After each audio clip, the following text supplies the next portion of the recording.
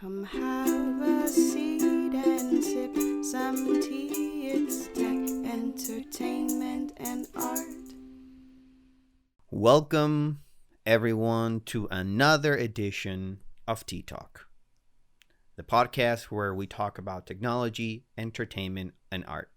This is Abdiel, your co-host, accompanied by yours truly, Sean. I was waiting for Sean to introduce himself. Oh, I'm sorry, I did not. I thought you were just building up. I'm like, man, I can't reach this like uphill. But hey, I'll try. I just went ahead and did it for him. I spoke for Sean as I usually do. I am Sean's medical representative, legal representative. I basically, every time Sean needs something important, I'm the one to talk for him. Pretty much. Yes, this is episode 8. Wow, we've been going for 8 episodes now. But then we also have Tea Talk Plus with Sweet Tea and Fresh Brew, who are very fun episodes with our friends Josh and Tyler. So we've been recording for a while now. It's been like what, 2 months and a half. 2 months and a half, yeah. Our first episode, man, it's hard to I don't know why, like that first episode just keeps creeping up. Like it keeps getting higher and higher, and then the rest of the episodes like they're not quite as high as that first episode. Yeah. Well, people are listening to it, and then they're figuring out that they don't really want to listen to us anymore. But thank you for all those who have stuck with us. We've improved in many ways. We have better equipment now. I know how to use my equipment as well. So we've improved in many ways. But also, the other thing, Sean, is that people like to. It's like a series where a lot of people, when they watch podcasts, they don't like to skip episodes. They want to stay up to the lore. They want to know what's going on. They want to see the progress. True. That's a good point. What I'm saying? Yeah. Mm-hmm. And that happens with me. I don't always do it, but some podcasts, especially if it's a new podcast, I like to listen to it from the beginning. Yeah, if the episodes aren't like standalone or something like that. Yeah. But yeah, and then also if a podcast has like 5,000, like not 5,000, but like 500 episodes or something like that, then I'm not gonna start from the beginning because that's insane. Right. Nobody got time for that. But otherwise, I try to stay up to date with my episodes. But anyway, thank you everyone for listening. Thank you for supporting the show. We're gonna continue, whether anyone listens or not, whether anyone sends requests or not. We're just gonna continue recording forever. Okay. So we'll see where we'll see what are the circumstances or the condition, I should say, of the world in the future when we're still recording. We might be recording from space. Who knows? In the future. That'd be pretty cool. Who knows? That'd be pretty cool. We'll have a moon episode where we'll just go to the moon and talk about the games that I've been playing while we're on the moon. Talk about super mundane stuff while we're on the moon. Yeah. Okay. Anyway, so let's start with this. Might be one of the shortest episodes ever. We've been cooped up because of the coronavirus forever, so there's not a lot of stuff that Chen and I can do, except just suffer from anxiety and depression. So no, it's not that bad, and thankfully we have friends that we can still communicate with. We have really good friends. I think we're really fortunate to have a good connection support of friends. System. Yeah, good support system. Yeah. I bet people really are thinking that they should have invested more time on their support system. I could see that. I could definitely see that. Yeah. Friends are an investment. You need to invest in friends, otherwise you'll grow old and then you'll have no friends, and then your kids are not gonna take care of you because they're gonna hate you when you're old. Yeah. That's what happens. Okay. Let's begin with the show. Let's begin with what's on your mind, and we're gonna start with Sean because there's literally nothing on my mind. My mind is blank. I'm zen. So my wife and I, we've been going back and watching Star Trek: The Next Generation. Just trying to watch good stuff. Or as I like to call it, the next generation. Generation. It's I think it's interesting the fact that if you look at The Next Generation, and we've only made it to like the second season, you compare it to Star Trek, okay, like which came out like almost 20 something years prior to The Next Generation, and practical effects really did not increase that much. Like I don't know if it's that Star Trek Next Generation was like just a little bit behind, or Star Trek was ahead of its time, but like the costumes and stuff, and the makeup and practical effects, really the last couple years have really jumped. Like the last 10 years, 15 years, practical effects have really like, yeah, especially on TV. Yeah, especially on TV. But yeah, like the Mandalorian and stuff. But I think, I don't know. I guess it's just interesting to see, going back and seeing a show that was on when I was alive. It was it's like, oh wow, it didn't really hold up like the practical effects, like the costumes. The costumes are like, oh, that's obviously something that they just put together, or like the weapons. That's right. It's all paper mache. Yeah, you could easily tell it was paper mache. You're not even like, oh, I'm not even questioning, or it's rubber, or but nowadays, right, like, and Abdul knows too, with movies a lot of times they will use practical effects augmented by computer graphicing imaging. On gallery, on Disney, they're doing like a Star Wars gallery, which is kind of recapping some of like producing, directing, effects of The Mandalorian. And Jon Favreau said something pretty interesting. He mentioned that they didn't, for the Baby Yoda, anything that the practical effects or the computer, or not computer, the puppet couldn't do.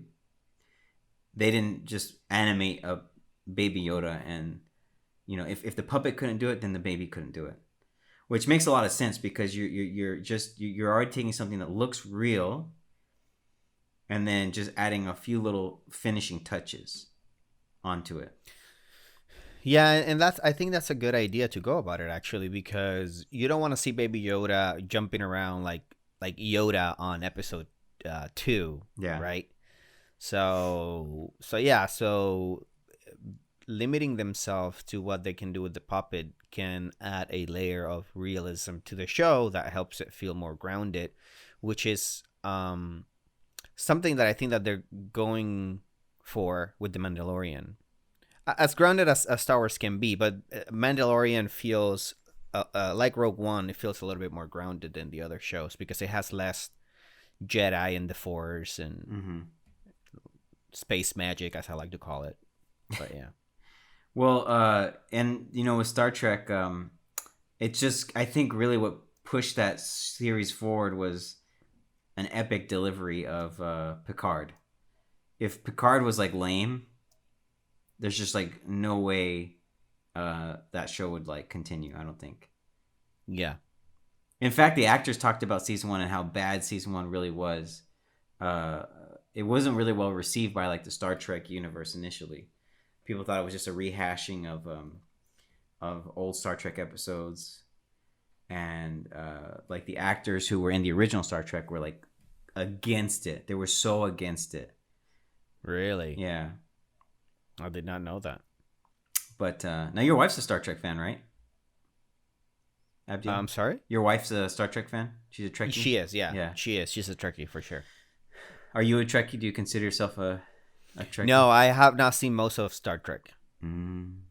I want to. You're giving me an idea. I might go back to it. So if I were to start where would you tell me to start? If you can get through season 1, I'd say season 1. Season 2 Of Next Generation? Yeah. Or of the original? So where would you tell me to start, like on the scope of all the Star Trek that's out there? Star Trek, the original Star Trek is good. I really like it. It's but I haven't seen it. It's kind of dated though. It's dated. So is Star Trek Next Generation. I haven't seen Star Trek since I was a teenager. I was watching it on TV Land, like syndicated episodes, and I really just, I don't know why, I just really got into it. I really was enjoying watching it. Yeah, okay. I think like what really makes Star Trek in the original is you have like 3 key characters. You have Captain Kirk, you have Spock, and you have Bones or Dr. McCoy, and they're like a unit. Mm-hmm. And like it's strange because they always go down to the planet. Like they don't ever send, like they very rarely ever send like someone else. Like, the actual like combat specialists. Yeah, you know, they go themselves. Yeah, it's always like Captain Kirk is going down, and but it is like Captain enjoyable. Kirk. It's like Captain Kirk. Aren't you like big picture person? Like where are you going down? Shouldn't you stay up in the ship and just make sure that everything goes well? And but he wants everything. He wants the glory. He wants to be big picture. In a way, Captain Kirk is a lot like Michael Scott. Yeah. Where he wants, it's just that Michael Scott is a confident idiot. Kirk is not an idiot. He's confident, but he's a little bit of an attention hog. Yeah, a little bit. Which is kind of funny because the guy who plays him is kind of, seems like that's kind of how he is anyway, a little bit. Yeah. But anyway, it is an enjoyable. I would say start Star Trek: The Next Generation on the last 2 episodes of season 1. Okay, start there. Yeah, if you're gonna start there, the first episodes are okay. They're okay. They're not the greatest. How about Deep Space Nine? I've never watched Deep Space Nine. Never. I hear good things about it. Yeah, I Trekkies really like it. I might check it out because it's supposed to be all about deep space, and that's where the good stuff happens. Yeah, it's just hard to watch for me. Just something that's not Picard or Kirk. Okay. And I see what you're saying. I really started watching Star Trek Next Generation because I started watching Picard, which was on CBS, and I stopped watching it. I lost interest. It was weird. I didn't get it. I saw an article that like Picard went. It was saying the show Picard went to a place that no one wanted it to go. I don't know what that was referring to. I didn't finish the show. But, yeah.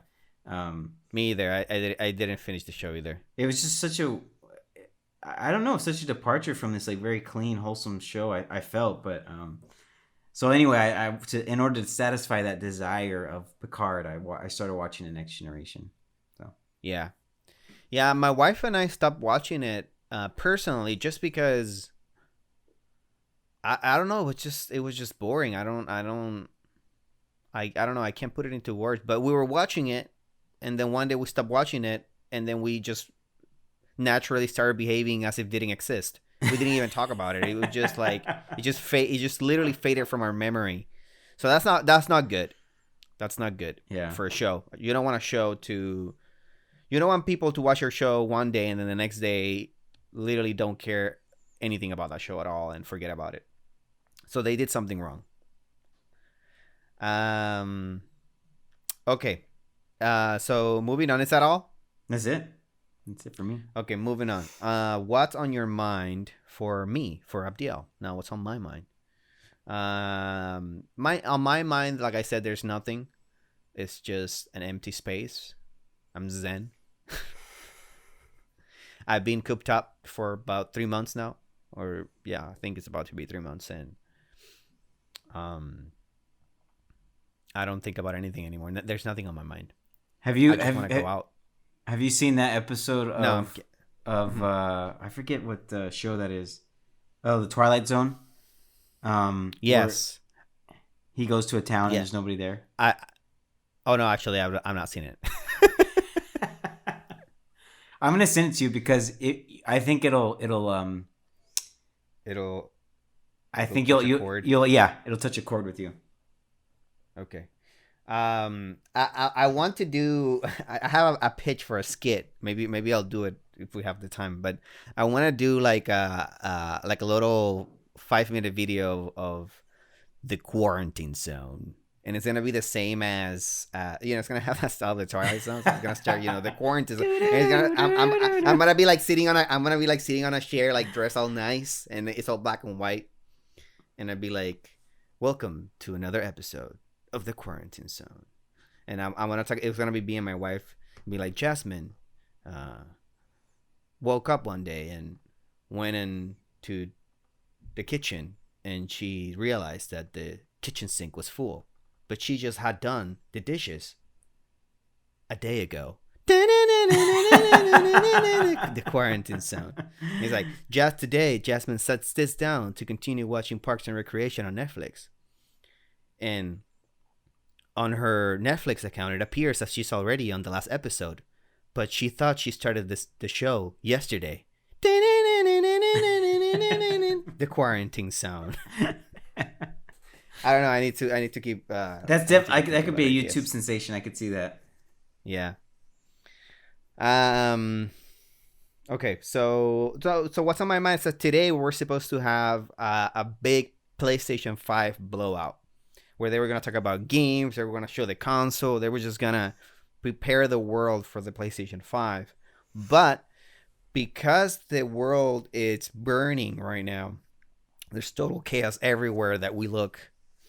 PlayStation actually, or Sony actually decided to postpone the PS5 reveal. Oh, so, really? So I was looking forward to that, and now that's not gonna happen, thanks to the world being all messed up. So yes, I'm looking forward to that. They've actually not even updated when they're going to show it now. They're just kind of waiting for things to maybe calm down. Really? So yeah, so we'll see what happens with that. It's funny because they're actually going to release the console this year.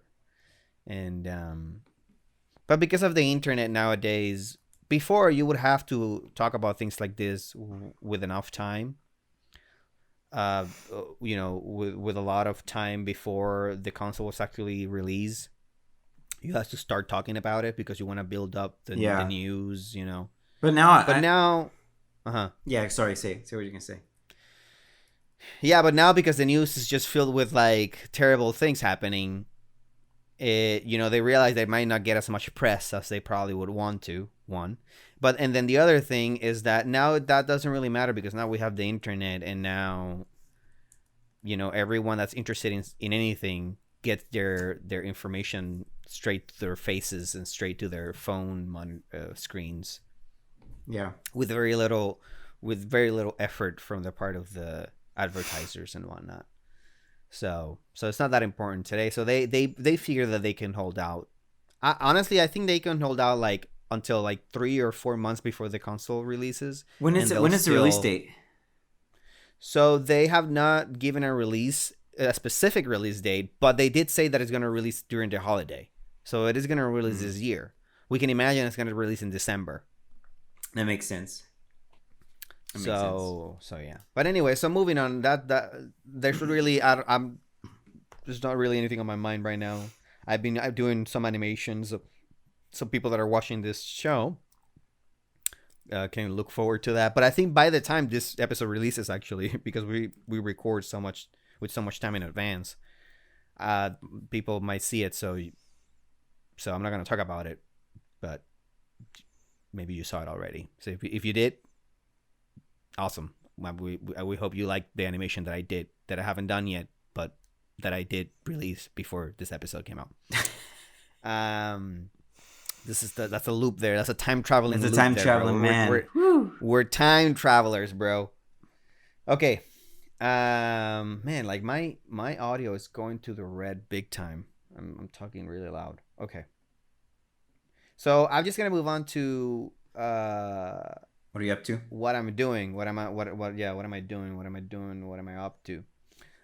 This 2 days ago, actually no, yesterday, I finished a video game called Uncharted Lost Legacy. Some of my That's a very popular game, the Uncharted franchise. A lot of people know about it. So, Lost Legacy is the last game in the franchise.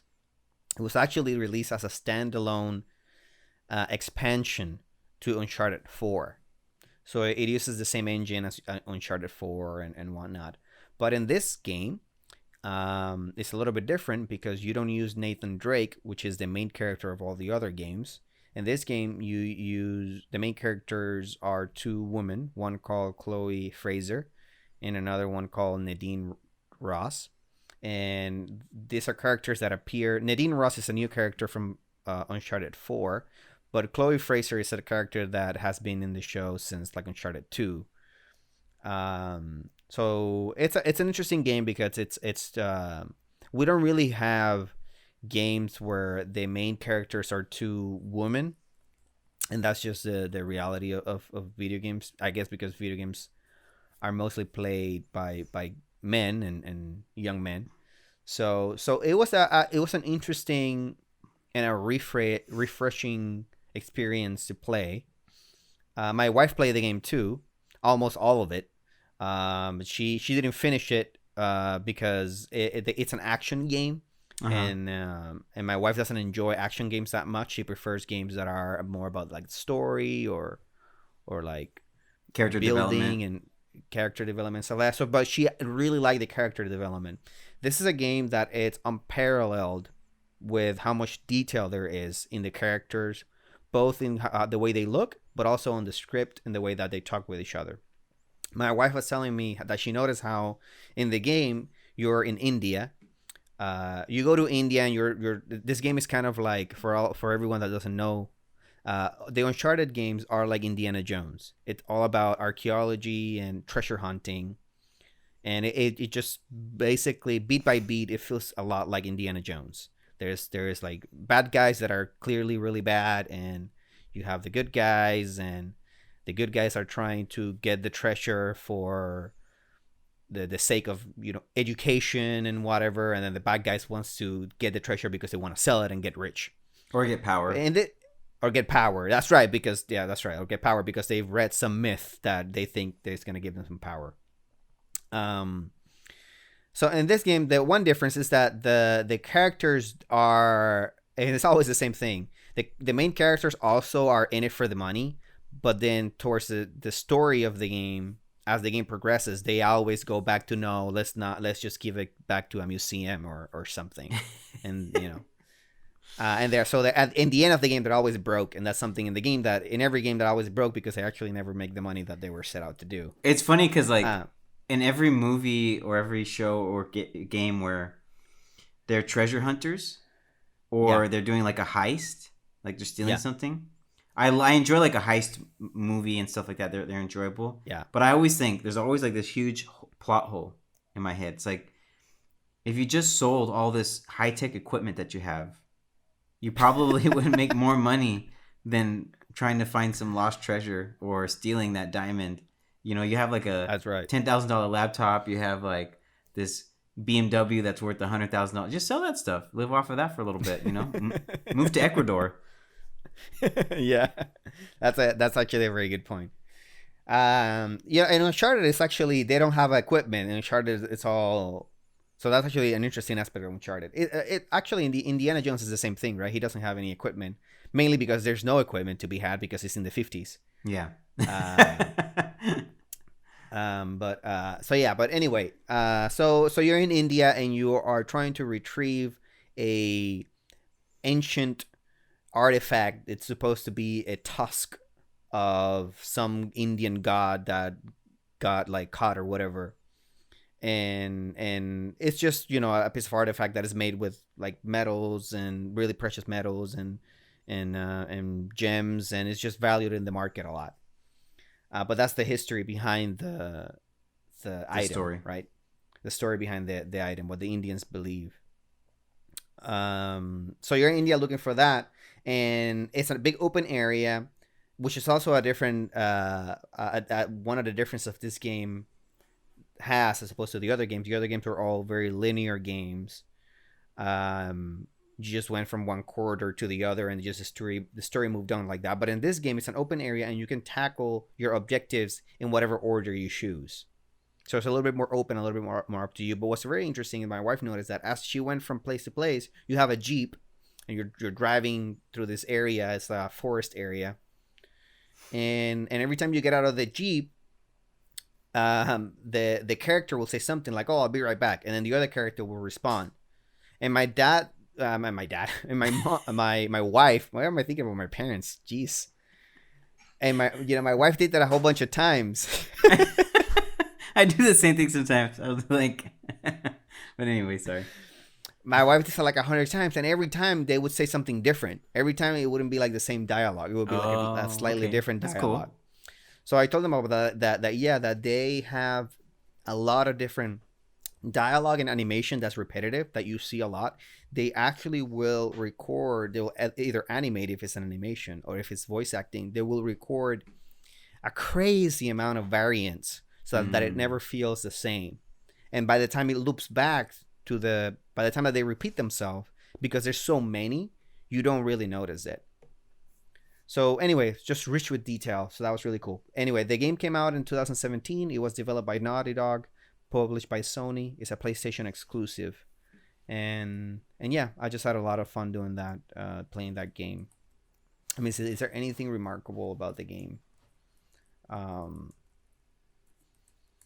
No. I mean, they like I said, what I've already said, just the detail in the game is really interesting. It's really cool in the game where you would get to an area, and then you would see this huge set piece before you, like this huge waterfall, and there's like giant statues on each side, on each corner of the waterfall. And it's just amazing, rich with detail.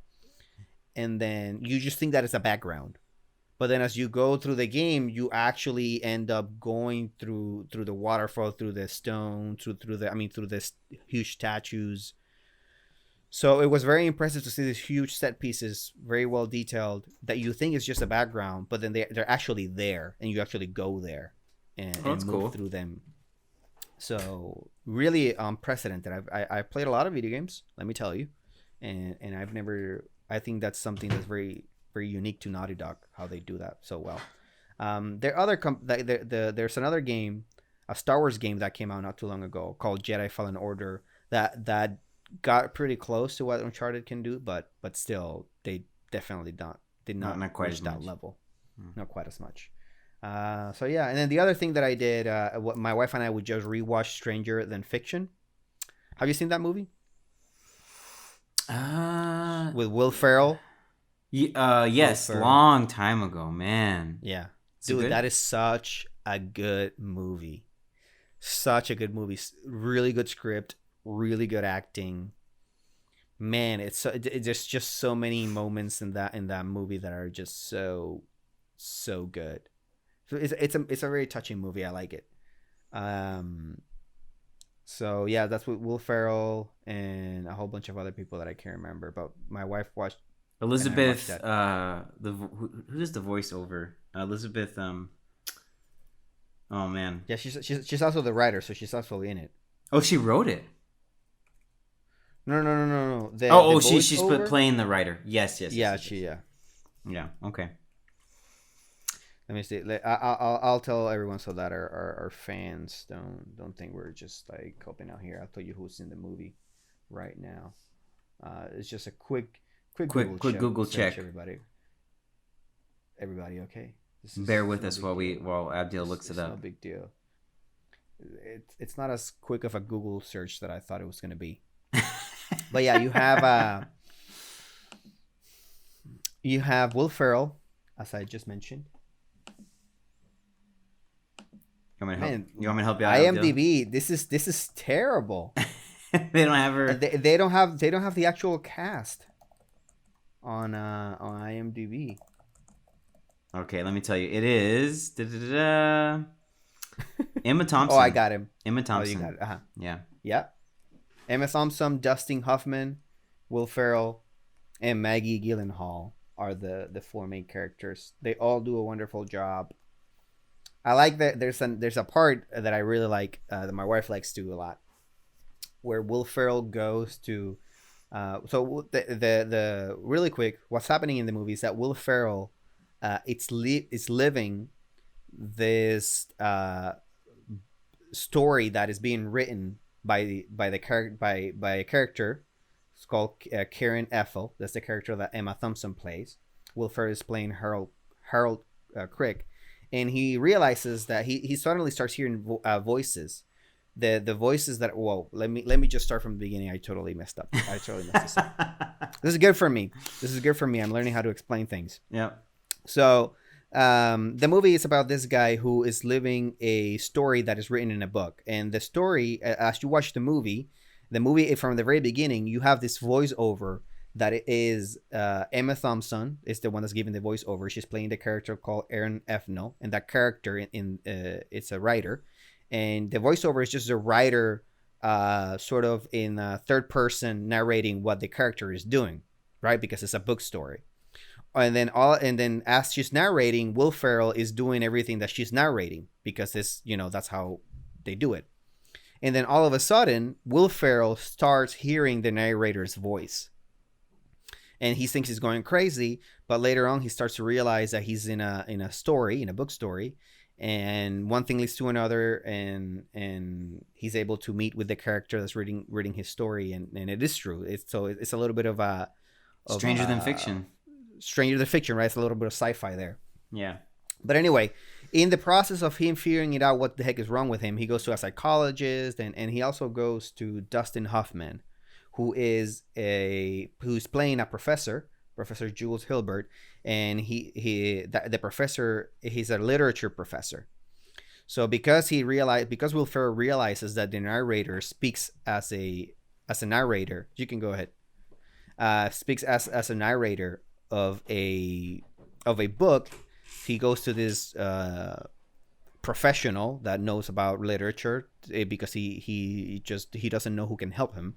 So he goes to this person, hoping that he'll be able to help him.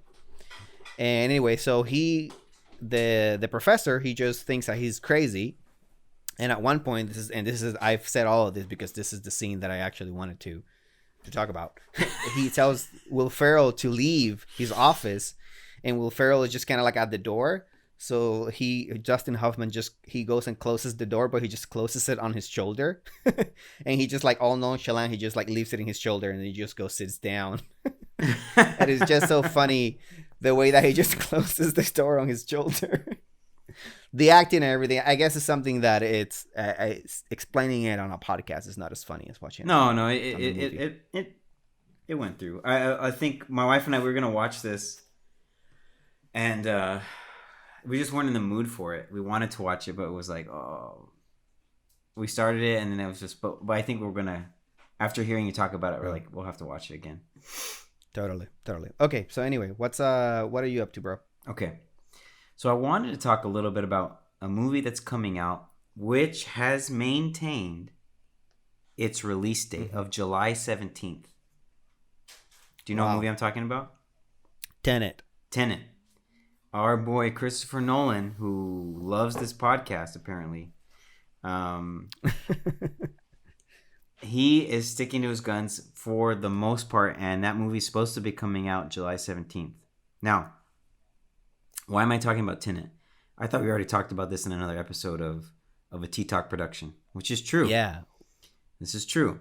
But I wanted to talk about a quote from Mr. Washington.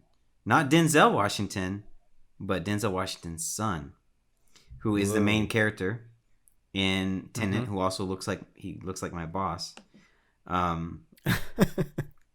He says this. This was a quote. I'd say Tenet is an in-law to Inception. They're related by marriage. They get together for Thanksgivings, family barbecues, like that kind of thing. Other than that, one lives in Europe, the other one lives in Compton. So my question is, will there be an Inception cameo? Is it part of the same universe? Obviously, he's hinting at the fact that it's part of the same universe. You'll see on YouTube different people saying how like it's connected and it's a sequel to Inception, blah blah blah blah. I disagree. I'm gonna tell you what I think, and then maybe after you can comment on it. Yeah, I don't think it's a sequel to Inception, although that would be cool. I think it's in the same universe. Maybe happenstance. I don't know if Christopher Nolan was planning on having it in the same universe, but maybe he was. I think somewhere between them walking into a room and everyone's doing that, that dream thing, that sharing of the dreams.